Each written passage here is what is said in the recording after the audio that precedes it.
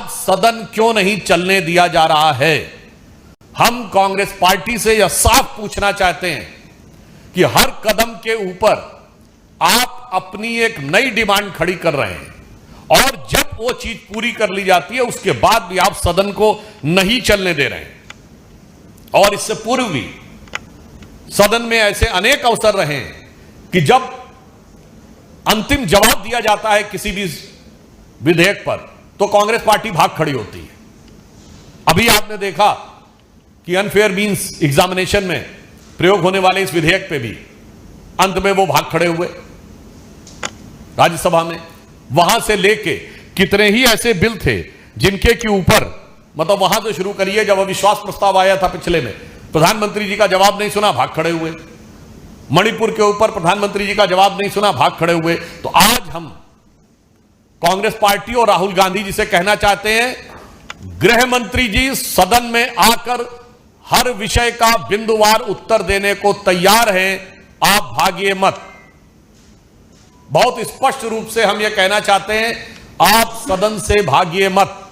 और इस समय विशेषकर जिस प्रकार का आचरण राहुल गांधी दिखा रहे हैं उनके लिए मैं एक पंक्ति कहना चाहूंगा कि होंगे राजे राजकुंवर ये बिगड़े दिल शहजादे, और एचएम पीएम जब जब बोले तब ये सदन से भागे।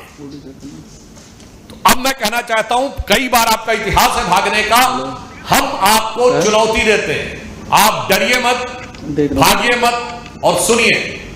सदन में आपको सुनना चाहिए और रांची में जाना चाहिए। सही है। मगर रांची जा नहीं रहे, सदन में सुन नहीं रहे।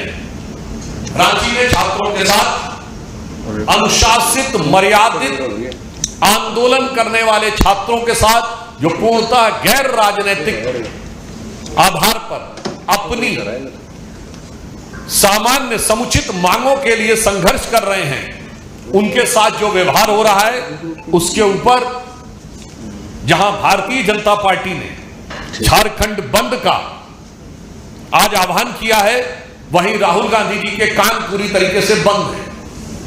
रांची के छात्रों की गूंज उन्हें सुनाई नहीं दे रही क्योंकि उनके कान में लेफ्ट साइड के जो ईयरफोन है वो दोनों तरफ लगे हुए हैं और उसकी ट्यूनिंग जो एब्रॉड से होती है इतनी लाउड ट्यूनिंग हो रही है कि रांची के छात्रों की गूंज उन्हें सुनाई नहीं पड़ती है। और इसलिए यह भी साफ हो जाता है कि सिर्फ राजनीतिक आधार पर ही छात्र हितों से उनका कोई लेना देना नहीं है, केवल शुद्ध राजनीति करनी है और संसद के सदन को अपनी सनक और उद्दंडता का बंधक बनाकर रखना है। संविधान निर्माताओं ने कल्पना नहीं की होगी कि नेता प्रतिपक्ष जैसे गरिमापूर्ण पद जहां इवन इनसे सीनियर नेता खड़गे जी राज्यसभा में, पिछली बार अधीर रंजन चौधरी थे लोकसभा में, तब ऐसा सीन देखने को नहीं मिलता था। उससे पूर्व याद करिए स्वर्गीय सुषमा स्वराज जी, अरुण जेटली जी, इवन अटल जी की सरकार के समय में सोनिया जी और डॉक्टर मनमोहन सिंह, उस समय क्या कभी ऐसा दृश्य देखने को मिलता था? नरसिम्हा राव जी की सरकार में अटल जी और अडवाणी जी, तब कभी ऐसा सीन देखने को मिलता था? तो यह भारत के लोकतंत्र के लिए आज राहुल गांधी जी का आचरण एक चुनौती बन के खड़ा है। और यदि लोकतांत्रिक व्यवस्था और संवैधानिक व्यवस्था पर सबसे बड़ा संकट है तो वो कांग्रेस पार्टी और राहुल गांधी का आचरण। इसलिए हम एक बार फिर उनसे कहना चाहते हैं, राहुल जी भागिए मत, भागो मत, डरो मत और कान खोलकर गृह मंत्री जी का जवाब सुनो। मगर आप सबने देखा है कि ये सत्र के दौरान सदन से भागते हैं और सत्र के बाद विदेश भागते हैं।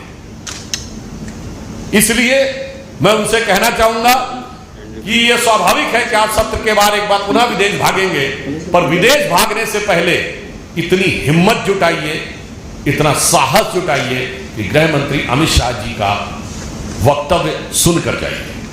धन्यवाद। एक सेकंड, अब हम लोग क्वेश्चंस लेंगे, बताइए, बोलिए।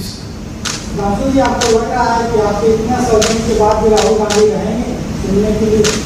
देखिए, मैंने तो आपसे कहा कि अपने आप में राहुल गांधी जी क्या करेंगे या क्या नहीं करेंगे, हम तो आउटसाइडर हैं। मुझे लगता है कि यदि आप कांग्रेस पार्टी के अध्यक्ष से भी पूछें